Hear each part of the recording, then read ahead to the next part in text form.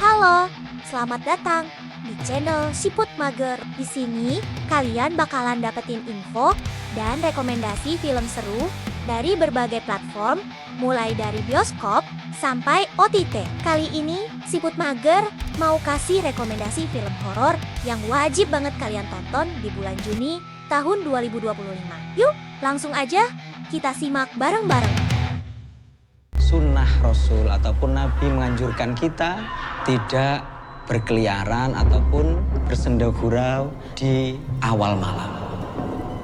Film Waktu Maghrib 2 adalah sequel horor Indonesia yang melanjutkan kisah mencekam dari film pertamanya. 2 dekade setelah teror jin Umu Sibian di desa Jati Jajar, ketakutan itu kembali menghantui. Kali ini di desa Giritirto, sekelompok anak-anak desa terlibat dalam pertandingan sepak bola yang berakhir dengan kekalahan dan rasa malu. Dalam perjalanan pulang menjelang waktu maghrib, mereka melontarkan sumpah serapah yang tanpa disadari membangkitkan kembali kekuatan jahat jin Umu Musibian.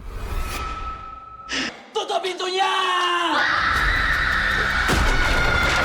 Jin tersebut merasuki salah satu dari mereka, memulai serangkaian teror yang menargetkan anak-anak desa. Adi, yang kini telah dewasa dan pernah mengalami teror serupa di masa kecilnya, kembali untuk membantu anak-anak Giritirto menghadapi ancaman tersebut.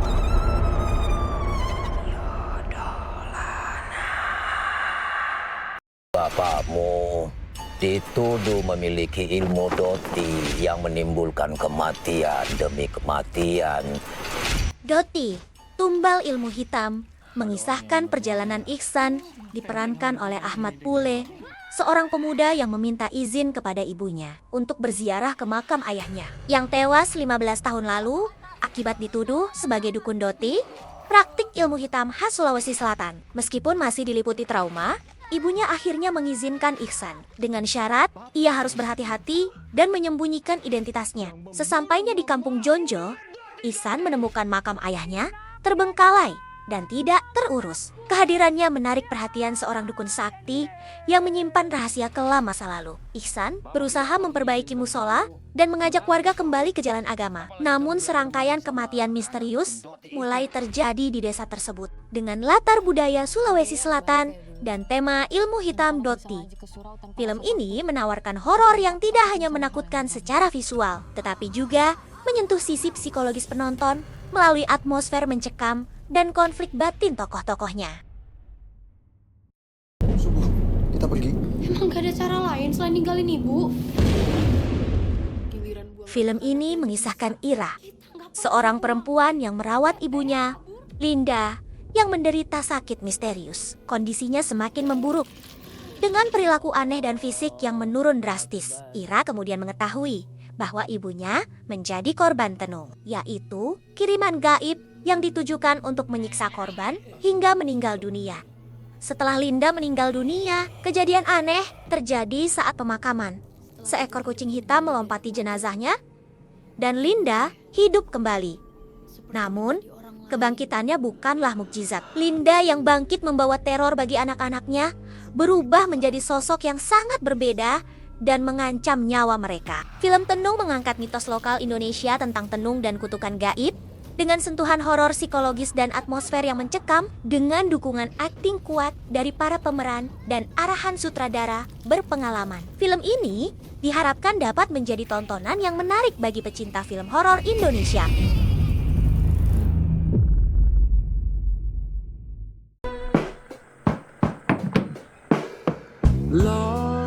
Takut, Mas. Takut terjadi apa-apa sama kita di sini. Dewi dan suaminya, Arya, yang menderita psikosis, memutuskan untuk berlibur ke sebuah rumah tua di lereng Gunung Slamet, Jawa Tengah, dengan harapan dapat menjalani program kehamilan. Namun, rumah tersebut menyimpan sejarah kelam yang segera mempengaruhi mereka. Setelah Arya pergi, Dewi mengundang 2 sahabat mereka untuk menginap. Malam itu, mereka memainkan permainan pemanggil arwah. Ketika Dewi mencoba menghentikannya, fenomena-fenomena ganjil dan menakutkan mulai terjadi, mengungkap rahasia kelam rumah tersebut. Film ini menghadirkan cerita yang menggugah emosi dan penuh ketegangan. Dengan latar belakang rumah tua di lereng Gunung Slamet, The Dark House menawarkan pengalaman menonton yang mendalam dan menegangkan.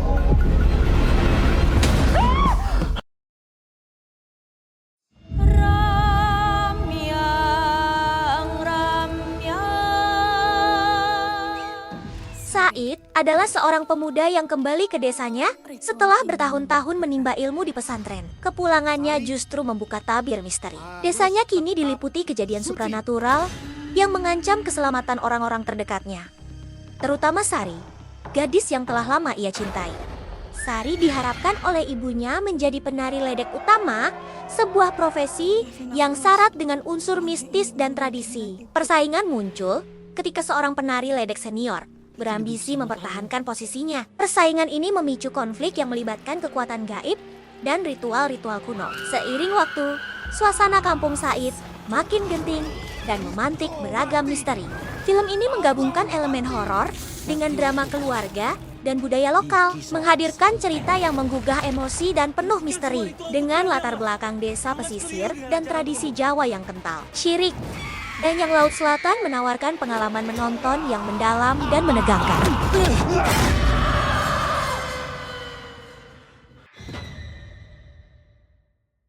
Tahun-tahun anakku sakit. Kami pergi mencari pertolongan. Mereka bilang, kami semakin dekat dengan kematian. Jalan pulang mengisahkan perjuangan seorang ibu. Lastini yang tengah berduka akibat kehilangan suaminya, Edward, secara misterius. Kesedihan Lastini semakin dalam ketika putri bungsunya, Arum, jatuh sakit dengan gejala yang tidak dapat dijelaskan oleh medis. Lastini meyakini bahwa penyakit Arum bukanlah gangguan fisik biasa, melainkan akibat dari kekuatan gaib yang menguasai tubuh dan jiwanya. Dengan waktu yang semakin terbatas, Astini memutuskan untuk melakukan perjalanan spiritual bersama dua anaknya yang lain, Lia dan Rama, menyusuri berbagai pelosok Pulau Jawa. Mereka mencari bantuan dari para dukun dan orang pintar yang dipercaya mampu menyelamatkan Arum. Namun, perjalanan mereka tidaklah mudah. Mereka dihadapkan pada serangkaian ujian supranatural dan teror mistis yang semakin mengancam keselamatan mereka. Film ini mengangkat tema karma, pengorbanan, dan kekuatan ikatan keluarga dengan latar budaya Jawa yang kental. Jalan pulang tidak hanya menawarkan ketegangan horor, tetapi juga menggugah emosi penonton melalui kisah cinta seorang ibu yang tak kenal lelah demi menyelamatkan anaknya.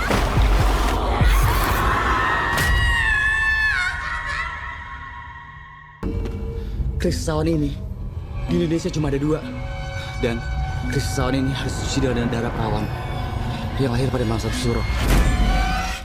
Indah diperankan oleh Pamela Bowie, seorang siswi SMA, tinggal sementara di rumah neneknya di sebuah kota kecil. Ketika neneknya pergi untuk sementara waktu, Indah mulai mengalami kejadian supranatural yang mengganggunya. Kejadian aneh ini mencapai puncaknya menjelang malam 1 Suro, saat Indah sering melihat bayangan perempuan bernama Ayu yang terlihat marah dan agresif, membuat Indah merasa terancam. Indah berusaha untuk mengakhiri kutukan yang mengikat Ayu di dunia ini dan mengatasi ketakutan yang menghantuinya. Kisah ini terinspirasi dari cerita seram Malam 1 Suro dan menggabungkan elemen misteri, supranatural, serta perjalanan pribadi seorang remaja dalam menghadapi takdir tersembunyi di malam yang penuh misteri tersebut. Dengan latar belakang dunia sekolah dan tekanan akademis, film ini menghadirkan horor remaja yang klasik namun tetap relevan, menggambarkan bagaimana ketakutan bisa tumbuh dari dalam diri sendiri dan bagaimana seseorang harus berani menghadapi masa lalu untuk bisa bebas dari belenggu kegelapan.